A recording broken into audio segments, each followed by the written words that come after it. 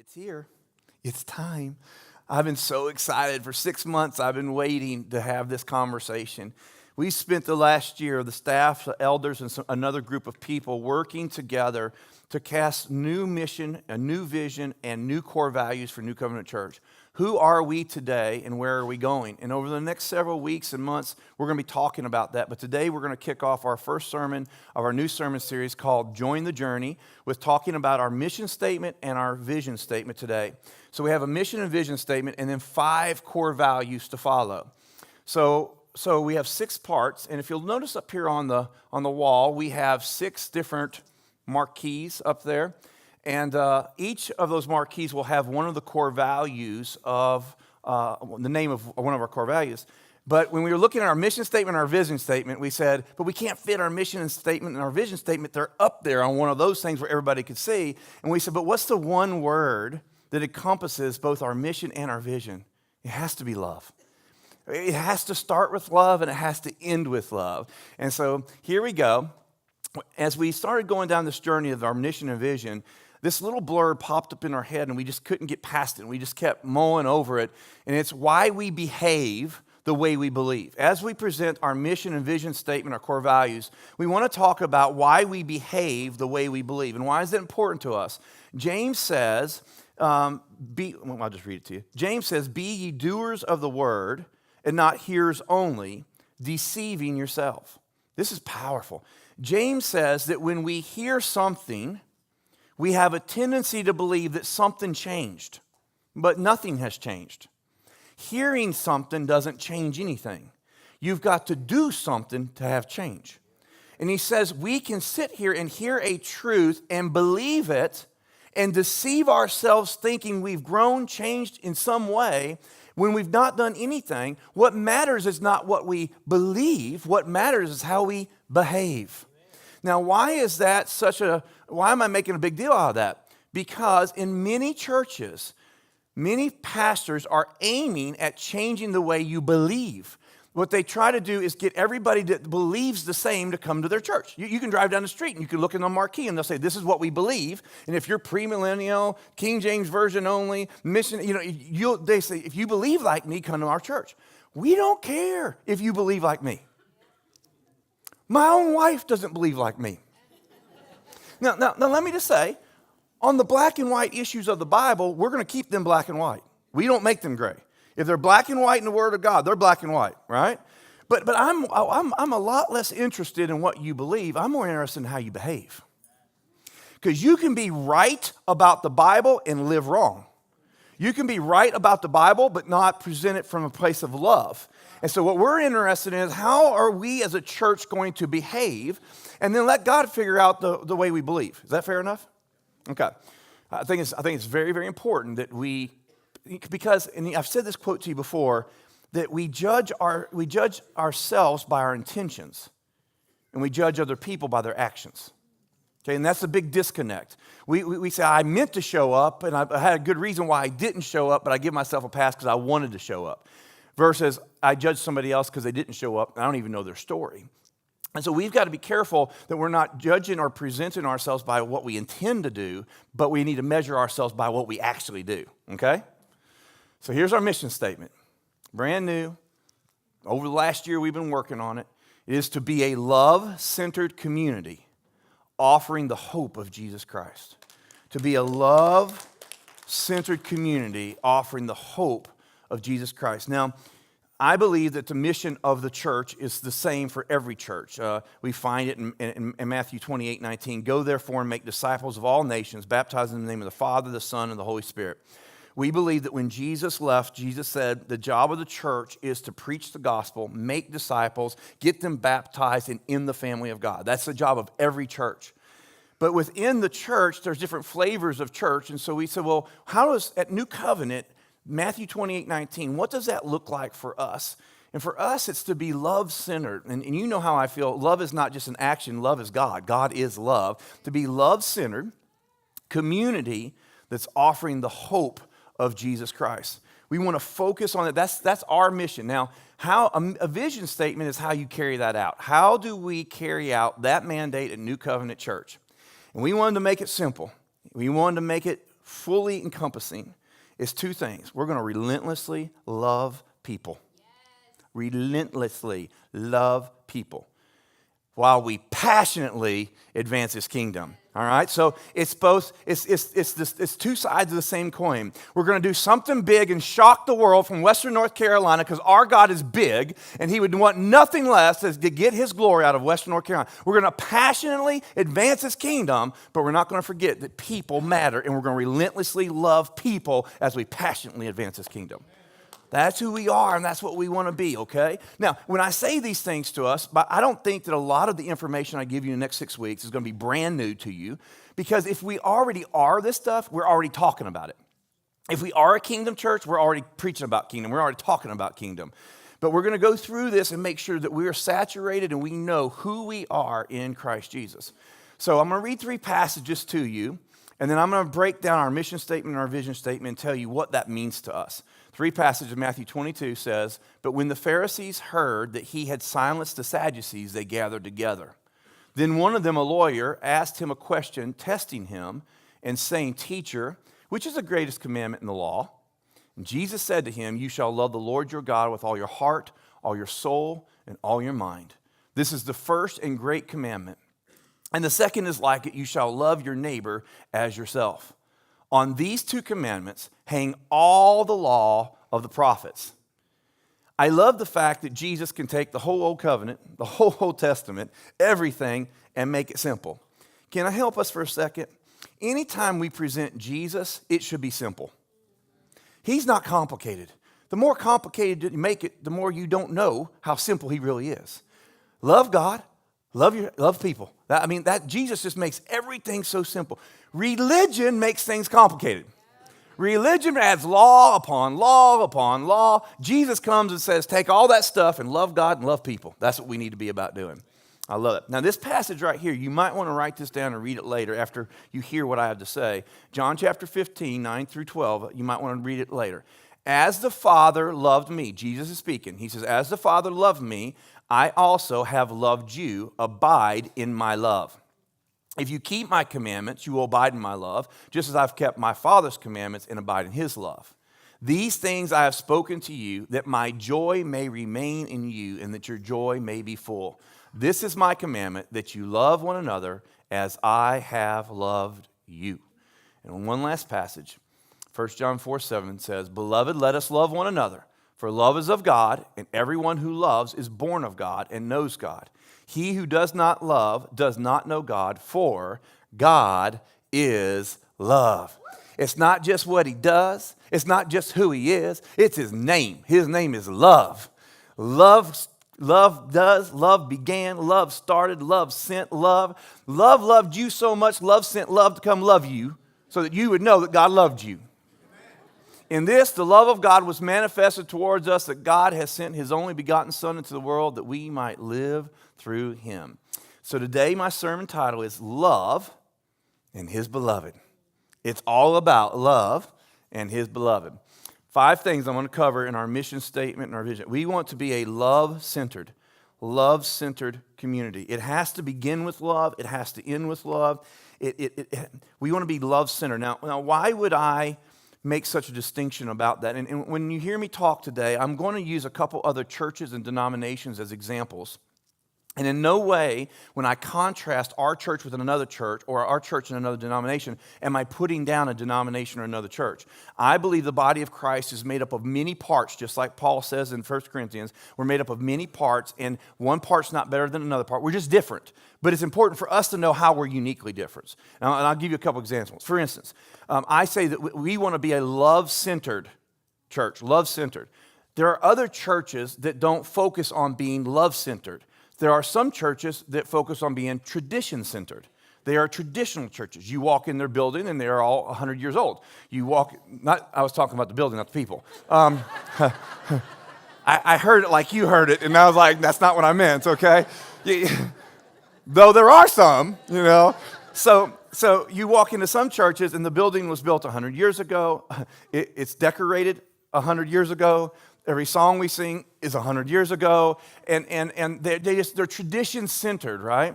Our Methodist brothers and sisters. I have great pastor friends that are Methodists, and we always love having conversations about how we handle stuff and how we're uniquely different. And they use this word a lot, and the Baptists don't use this word. The Methodists use this word. And so when I'm with a Methodist pastor, and I'll tell them something we're doing or something that's a little outside the box, they'll usually respond like this: in our tradition, we don't do that. But they use the word tradition. In our tradition, we don't make room for that. In our tradition, we stay right here. And they always say it the same way, no matter which Methodist pastor I'm talking to. I think they're trained in seminary to say, in our tradition, that's your tradition, keep it over there. In our tradition, we do this right here. So some churches are tradition-centered. Some churches are personality-centered, especially if it's a founding pastor or a popular spokesperson or whatever. I mean, most people, if I gave you the name of a church, most people, like for instance, T.D. Jakes Church. I can't even think of the name of T.D. Jakes Church right now. Potter's House, thank you. They're known for their preaching and serving their community. That's the two things they do very well. But take T.D. Jakes out of that environment, and the church feels very different because he's the one that established that place. He's the one that grew that place. And so it feels different. So, and I'm not saying they're a personality-driven church. I'm using that as an example, though. With having a big personality, particularly somebody who has a lot of horsepower, once that transition takes place, many times those churches don't even make it anymore. They're that personality-centered. Some churches are belief-centered. They want everybody to believe the same. They're like, listen, we're going to get this right. We're going to do this, and we're going to do this right. And I want everybody to agree that we all agree with the way we see the Bible. But there's a lot of gray areas in the Bible. And you know what I think? I think that when people come to our church, they're not interested in us fixing the way they believe. They're interested in relationship and having somebody that loves and cares about them. And I found that if we love them first, that many times they might come around to our way of seeing things. But if we just try to change their mind, what good is that, right? So we want to be a love-centered church. So here's the way I see it. I want to walk you through. I'm going to talk about love twice in my sermon. Two of the 5 points are love, right? But I'm going to look at love from theology first and then love practically second. From a theology standpoint, if you've never come to New Covenant Church before and don't know what we believe in, let me walk you through 3 or 4 things to show you why we think love is so important. First of all, we believe that God is love. It's not just what he does, it's who he is. Now, love is loud. Love is loud. If you are in love with someone, you shouldn't be able to hide it. If you love someone, it should demonstrate an outward activity like dates and roses and chocolates and kisses. I mean, if you love someone, it shouldn't be a quiet, private thing. If you're madly in love with somebody, they shouldn't be shocked to find it out. It should be something they could notice and could see, right? Love is loud. Love does. Love does. Love demands a response, right? So God is love. The reason he created us is he wanted to express his love, and he needed to express it. So he created us, his beloved. That one of the highest titles we could ever hold is be loved. Just absorb his love, because that's what he loves. He is love, and he created us so that he could share his love with us. And our first responsibility is soak it all in. And then the best we can, give it back to him. And give it back to him. God is love. And he laid us so he could love us. Well, then Jesus comes and they say, well, what's the greatest commandment? And he says, well, love God and then love your neighbor as you love yourself. And we talk around here about the circle of love. There's a circle. Love God and love your neighbor and love yourself. But where do you start in this circle? Do you start by loving yourself? Do you start by loving God? Do you start by loving others? Where do you start in all this? Well, the answer is no. It starts outside the circle with God. He sends his love into our circle so that we can love. Dr. Jim Marks, one of our elders, will tell you, you cannot love people more than you love yourself. He says the best you can ever do at loving somebody else is equal to how much you actually love yourself. But most, maybe all of us, struggle from time to time at loving ourselves. So we're never able to get. So until we receive God's love for us, and that's why we promote Transforming You and the Ultimate Journey and Men's and Women's Encounters and Walk to Emmaus, is we're trying to help you unpack all the ungodly beliefs and lies that you believed about yourself so that God's love can get through. And once it gets through, you can begin to celebrate who you are and love who you are. You can then begin to celebrate God who made you that way, and then begin to love the people in your life that are here to celebrate you. That's what we want to do. Now, I told you that you might want to write down that one passage in John because it was a game changer. Jesus flipped everything on the edge. He comes and he says, take all this law and you can boil it down to two things. Love God with all your heart, soul, and mind, and love your neighbor as yourself. And Jesus said that early in his ministry. Then we get to the end of Jesus' ministry and he goes back and visits it again. He does something remarkable. He says, now he says, love God with your whole heart, soul, and mind, and now love your neighbor as I just loved you. You're only responsible to love your neighbor as yourself if you've never experienced the love of Jesus. But if you've experienced the love of Jesus, you're held to a higher standard. Did you see what Jesus said? He said, Father, you have loved me, and now I have loved them. Jesus himself, as a human, as the Son of Man, says, I have on this earth received your love, and it's only because I've received your love have I been able to love these guys. But now that I've received your love and loved these guys, I can now look at these guys and say, I'm not letting you off the hook. You know what love looks like. You know what love looks like. Now, you don't get to love your neighbor like yourself anymore. You love your neighbor like I just loved you. I just showed you how to do it. And then Jesus says, and now the world will know that you are my disciples because of your love one for another. It is inexcusable that the church is not known for more love. The world can only love the world as their neighbor, as their self, because they've never experienced Jesus' love. But if we've experienced Jesus' love, we're held to a whole higher standard than anybody else. And he said, the way the world will know that you are my disciple is they should notice a difference when a Christian walks in a business, walks into a neighborhood, walks into a store, because they are radically passionate lovers. And yet the church has abdicated and said, no, we'd rather be right. We'd rather preach at the world and tell them how they're wrong and how we're right. That's what the Pharisees and Sadducees did. They said, we're more disciplined than you, and we obey the law better than you. Look at us. We're way up here. Look at you. You're way down there. And the church is still doing that. It's still preaching at the world and telling the world how bad they are and how right we are. And yet Jesus said, that's not what it's about. You have experienced the love of God. You have a responsibility to love people like they've never been loved before. They should come home to their spouse and say, you don't know what just happened to me. What happened? I was at the grocery store. And then I met this guy, and he loved me so well. He must be a Christian. But that's not happening. I want us to be a church that's known for our love.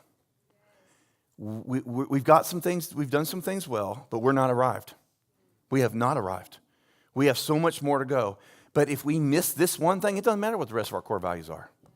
If we're not going to lean in and love people when they're not lovable, if we're not going to lean in and love people radically, then what's the use in having any other core value? We've missed the mark, all right? Does that make sense?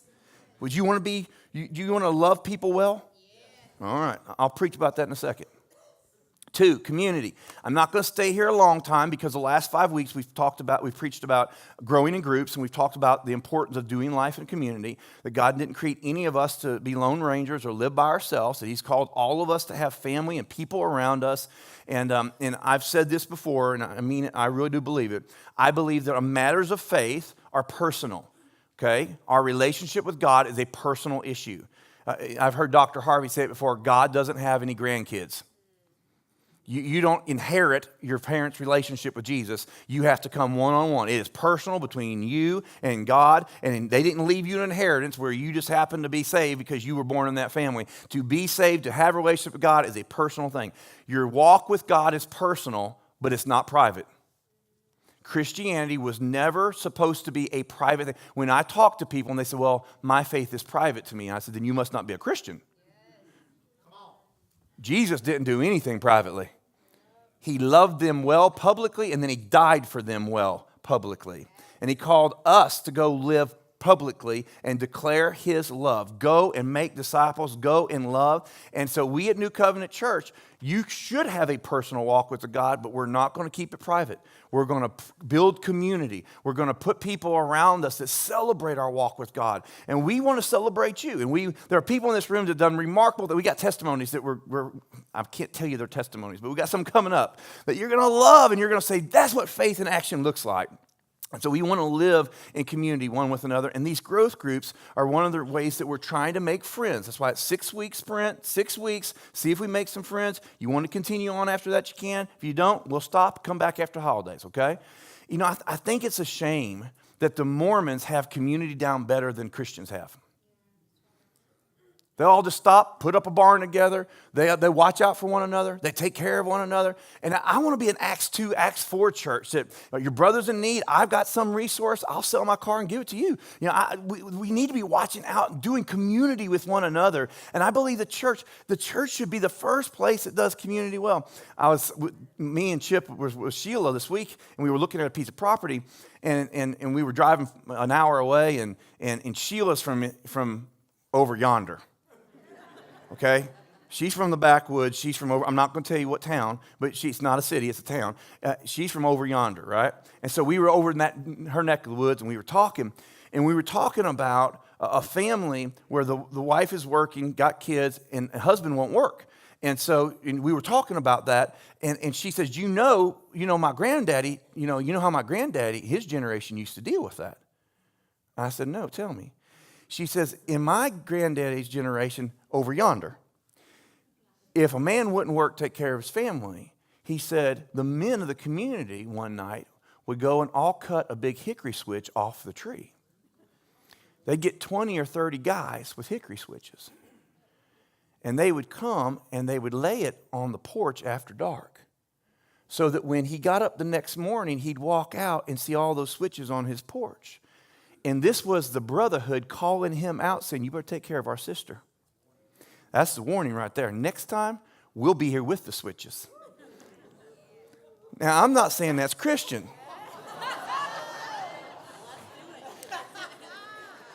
But some of it is.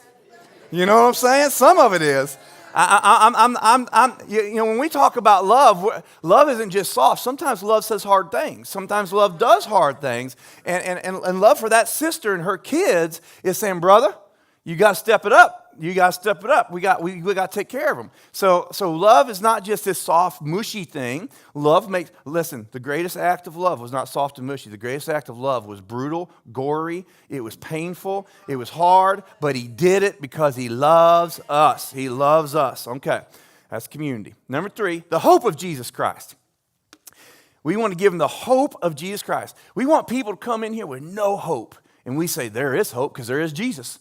As long as there's Jesus, there's hope. I've seen worse problems than yours. There is hope because there's Jesus. We don't want to, I love Transforming You. I love the Ultimate Journey. I love our worship team and the worship, but we don't want to be famous for those things. We want to be famous that we got them to Jesus. We got them to the only thing that will change their life. I remember one time I was talking to another pastor about the things we're doing in our community, and he's not from around here, so I was explaining what we're doing in our community, and he said, wait a minute, you need to be careful that you don't become a social justice kind of church, that you don't become one of those churches that just runs around doing, social justice all the time and become known as, forgive me, what's that word?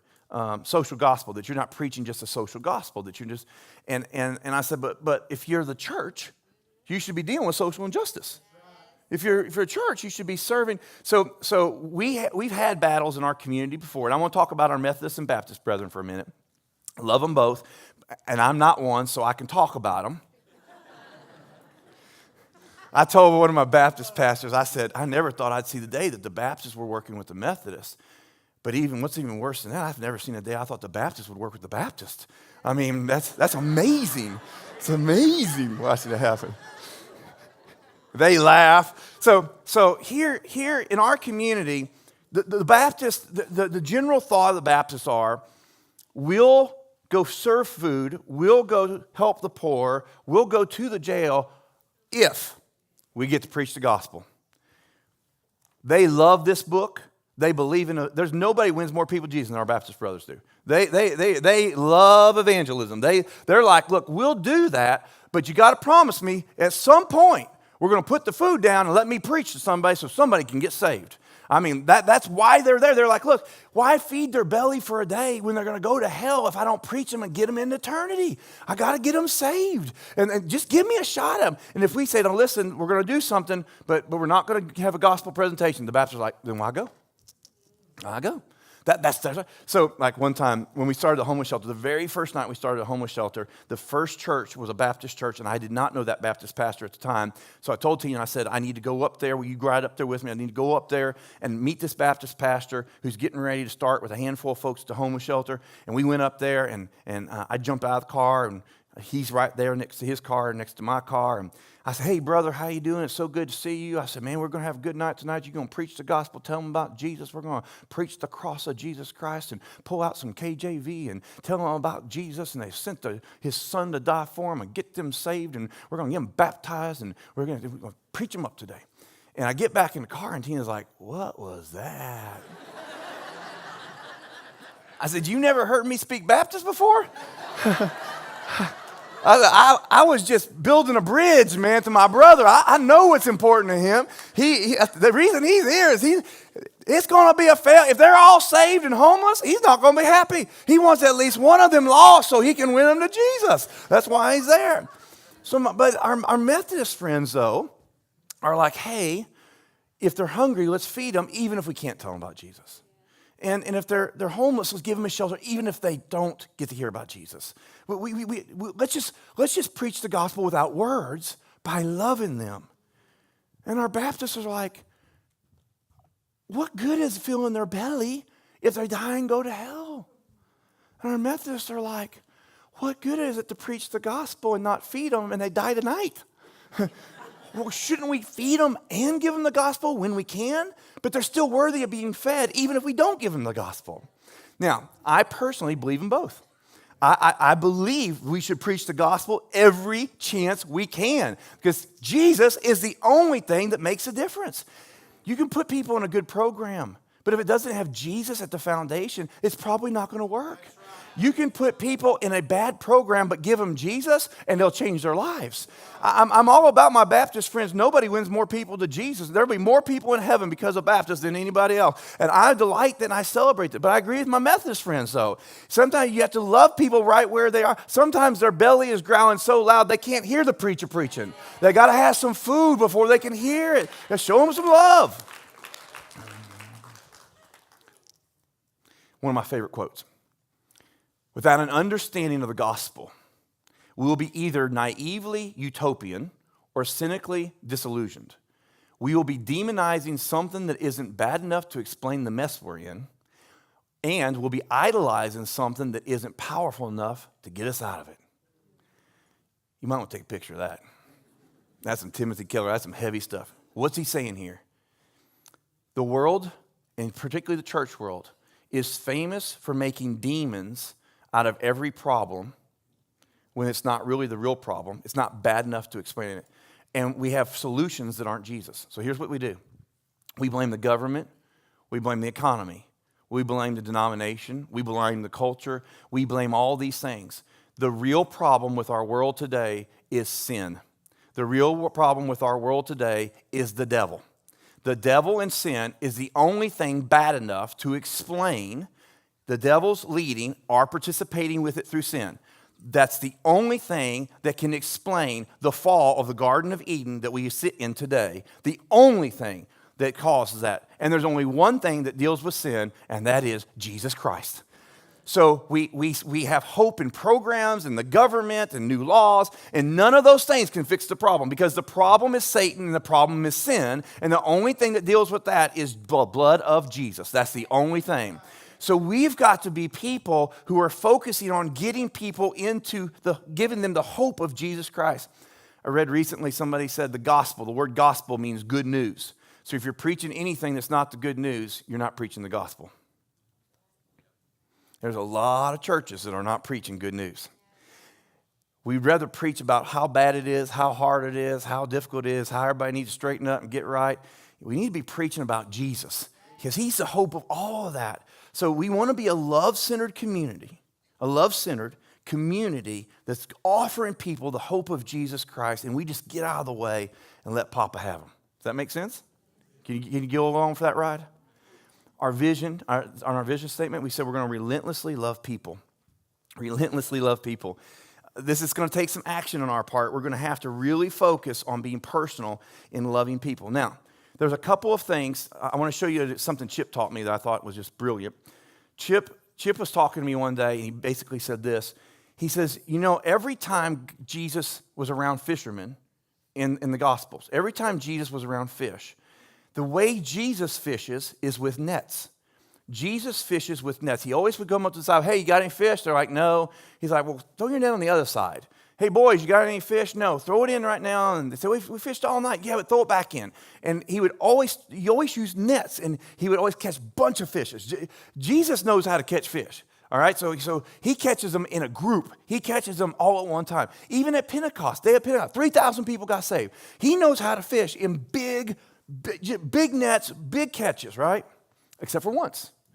One time, he was asked about the taxes for him and Peter, and he says to Peter, Peter, go put the hook in the water and catch one fish, and then get the coins out of its mouth. Jesus knows how to catch a crowd, but he also knows how to hook the one. He's really, really good. Did I preach your revelation good, Chip? That was a good amen on your own revelation, by the way. Just saying. So next time you can preach it the way it should have been preached, okay? So Jesus catches these big fish, but he also knows how to set the hook for the one. And when I think it's this first week video. I talked for a few minutes about Hope Neal. I can't talk about love and not talk about Hope. Hope is a woman that was in our church for 15 years, and her and I butted heads. She would debate me all the time, always not happy with something that was going on. It was painful.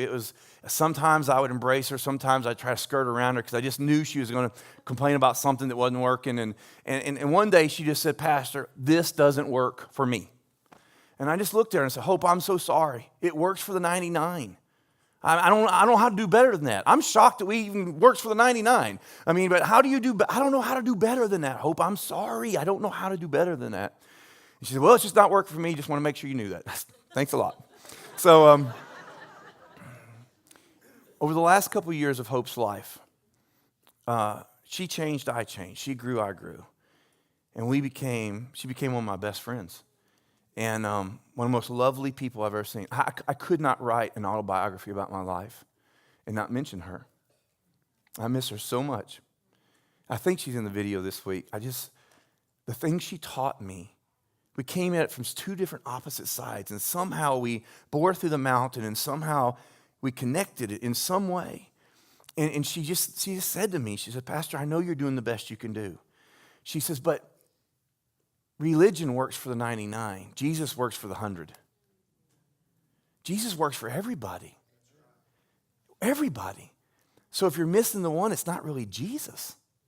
We've got to somehow do the things that minister to the masses, but care enough to notice who it doesn't work for and make the extra effort to apply it specifically to them. Somehow we've got to love the one that doesn't fit in our systems and programs. It's okay to have a program in our ministry that sweeps in the masses. But then are we okay with that, or are we burdened when we see the one that doesn't fit in the middle of that, and will we change? We have a policy at our church. We have a certain church policy that this last week, me and two of our staff were debating. We were arguing, pushing back on, and they wanted the policy changed, okay? It was my policy, so I was not wanting the policy to change. I like my opinion, okay?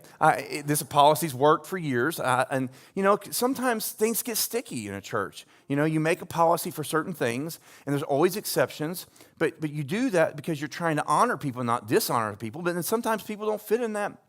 So they came to me, and they're like, listen, we really want to change this policy. And I said, but the policy works. It's been working. They said, but it doesn't work for that person. I said, yeah, but it's worked for everybody else. And, it's been working for a long time. And then one of them asked me a question. What would love do? What would love do right now? What would love say about this policy right now? Not just what would God say, but who's going to get loved and who's going to get left out of love by this policy? And we changed the policy. That one question, what would love do? A couple years ago, 8 years ago, Tina Wood and her mother, Chuddy, who's in glory right now, shouting it up, having a good time. Love me some Miss Chuddy. So Tina Wood and her mama, Chuddy, and her daughter, Rachel, 3 generations of Woods, asked Deborah Martin, my assistant, asked Deborah if she would go out to dinner with them. And so they went out to dinner. They had a good time. Girls just talking, having a good time. And one of them picked up the check and bought the dinner, probably Miss Chuddy. She was very generous. But somebody picked up the check. It wasn't Deborah. And just picked up the check. I did not mean it like that. Somehow, I told the first service, okay. He said,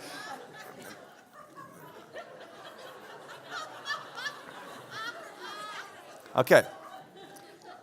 Pray for me. I'll have to talk to her tomorrow in the office. No. Deborah said, she said, I just remember they picked up the check, and then they looked at her and they said, hey, we need to go to the mall for pick up a couple things. It's okay if we just hang out at the mall? I said, sure. So you know how girls do. They go into one store and it's like, hey, I like this scarf over there. You like this scarf? Yeah, but I like red. I don't like the blue. I like the red. And go to another store and say, do you like this? Nah, I'm not really into that kind of sweater, but I really like these kind of boots and blah, blah, blah, blah. And they just did their thing. They just walked around the mall, did their thing. They get in the car, and when they get in the car, the 3 girls turn around and say, Happy National Debbie Day to you. Happy National Debbie Day to you. And the first one would pull out a bag that she thought they'd bought for themselves, but they'd been paying attention to what she liked in that store, and the first one would hand her a bag. And then the next one would say, Happy National Debbie Day to you. And they gave her several bags of presents. They walked her in the store and said, hey, I like this. What do you like? Oh, I like that. And the others would distract her while that one would go buy it and put it in the bag. And then they ambushed her with goodness. Ladies and gentlemen, that's what relentless love looks like. That's what it looks like right there.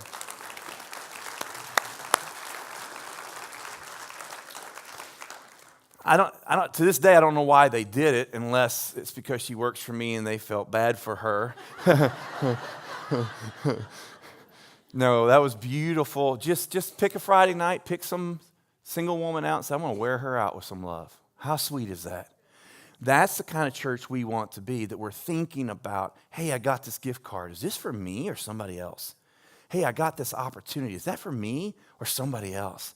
I remember when Dr. Harvey had a heart attack, and he had gotten this Norwegian cruise line. He had like 25 pastors are going on this cruise together, and he was the guy in charge, so he got his room for free and got it, a nice big old room. And then a week before the cruise, he had a heart attack, and he couldn't go, and it wasn't transferable to another cruise. And they said, but we'll let you give it to someone else. And at that time, we had 2 single females in our office, Deborah and Karen Morgan. And we came in that week, and Frank said, I'd like to give you 2 this cruise. Pack your bags. You're leaving on Friday. Deborah said, I'm ready to go. Karen said, I got too much work. Can't do it. Can't do it. Can't do it. We had to talk her into going. But that's our Jesus, to say, hey, I got this. It's not for me. It's for you. We give it away. We want to relentlessly love people. And the last thing is passionately advance His kingdom. As we're hooking the one, as we're relentlessly loving the one, we're also here. We're going to be people that are alive. Did you hear the songs that Jenny picked this morning about resurrection, about being alive or becoming awake? We're going to live with passion. We may have more failures than any other church in our region. I'm okay with that, but I refuse to not live. I refuse to play it safe. I refuse to them not even know our name. I'd rather they said New Covenant's batting 50-50, but at least they've done 30 things this year versus not doing anything. He gets no glory. If I do something that I'm capable of doing in my own strength, he gets no glory out of that. He only gets glory when I do something I have no right to believe is ever going to succeed, but it does, and they have to give him glory. There's a quote that says, dare to do something so grand, it's doomed to fail, unless kissed by the face of God. I want to be kissed by God in such a way that the world says, what is going on in that neck of the woods? Western North Carolina? How is it shocking the world? How is it impacting the kingdom?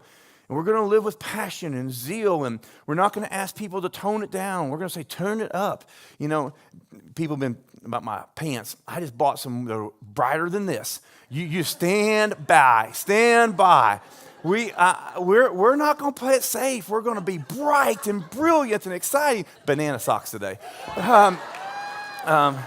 We're going to be bright and brilliant and passionate and alive and advancing His kingdom. Okay, so I'm going to land the plane right here. One last quote, one of my other favorite quotes, and then I'm going to make one point and then we'll land the plane, okay? N.T. Wright, one of my favorite writers, God's plan to rescue the world from evil would be put into effect by evil doing its worst to the servant, that is, to Jesus Himself, and thereby exhausting its power. Jesus exhausted the underlying power of evil when He died under its weight, refusing to pass it on and keep it in circulation. What's the problem with our world? Satan and sin.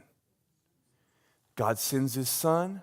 Satan and sin throw everything they have at Jesus. Instead of Jesus fighting back, He sucks it all in, pulls it into Himself, and then falls back into hell for 3 days where it belongs and pulls it out of circulation on the earth. He pulls it out. He removes it from the earth. And then He leaves it there, resurrects from the grave, sits with the Father, and then releases His love to fill that void. So what our job is, how do we advance the kingdom? We find places of sin and injustice. We eradicate it and establish it as an outpost of love. When we jokingly said our new tagline was, come to New Covenant Church, we'll love the hell out of you. We really, there's a lot of people, listen, there's a lot of people with a lot of hell in them. I mean, you think about all the ungodly beliefs, the lies they believe about themselves, the abuse, all the bad stuff. When they come to our church, we want the radiant love of God to melt the hell out of them. Just melt it off of them, melt it out of them. Now listen, you can't use that phrase if you're not a person of love. You can't say, number one for us is that, and us not focus on it. He's going to challenge us. He's going to bring some people in here that are hard to love. Because here's some people out there that have never felt love before. And it breaks His heart, and He wants somebody to erase that lie and love them. And we're on a journey to qualify to be that church. Does that make sense? And one of the ways we do that is we remove sin, we remove injustice, and then we put love in that place. That's our job. And what Jesus did is He pulled it all out of circulation. So the final point is this. When Jesus comes back, I do not believe, and you don't believe, that He's coming back to rescue a broken world, a broken church, barely hanging on, that He's got to come and rescue us. Jesus said, God built the Garden of Eden, and then He put man on this earth to have dominion, to occupy and make earth look like heaven. We forfeited that, gave it to the devil. Jesus came and took it back and gave it back to the church. It brings Him no glory if He comes back and this thing's all dented up, broken down, put together with duct tape. No glory. What will bring Him glory is when the sons and daughters of God rise up and start walking in authority and power. They begin advancing His kingdom, and the devil goes on retreat. They begin to reclaim the part of the garden that was damaged by sin and death and begin to bring it back to life. The Bible asks this question. The only time Jesus is ever shocked or caught off guard on the earth, the only time is when He expected not to find faith in somebody operated in faith, or He expected somebody who should have faith didn't have faith. It's the only time ever that Jesus is shocked. He's like, I thought there should have been faith here, and there's not. Or, wow, you have faith, and I didn't know you have faith. Jesus pays attention to faith. And the Bible asks this question. The question is, when Jesus comes back, will He find faith on earth? And the answer, folks, is yes, He will. He's going to come back and he's going to get his glory. He's going to come back and the church will have finished the works he began. Greater works will you do than he has done. When he comes back, this place is going to be glorious and wonderful and powerful, and he's going to get his just reward because his people loved well. That's who we are. That's who we are. A church that loves well, walks by faith, and believes that God's going to find us overcoming when he comes back. All right, you ready to be that? All right. Papa, you hear our hearts today. We love you and we thank you for your love for us. I'm asking right now for every person in this room that you would increase their capacity to receive your love. We can't give what we don't have. And so I'm asking that you would increase our eyes and ears, increase our ability to receive your love, to be celebrated, so that we can have more love to give away. Father, I'm asking that you teach us how to do the 99 well, but also teach us how to do the one well. Teach us to catch with nets and teach us to catch with hooks. I'm asking, God, that as we go on this journey, that you would cause you to get glory and fame out of what you do in our lives. We desperately want to be that love-centered community offering the hope of Jesus Christ. We honor you. And as people come on these grounds, they come on our property, I ask God that the hell in them would be repelled outside these walls. I ask that if they don't know you, Jesus, if they've never received you as their Lord and Savior, I pray when they come on this property, the love in this room would be so overwhelming that it would beckon them into relationship with Jesus Christ. We pray, Father, that you would help us, that when we leave this building, we would remember that we're carriers and agents of love, that we must love well above everything else. We thank you for this in Jesus' name.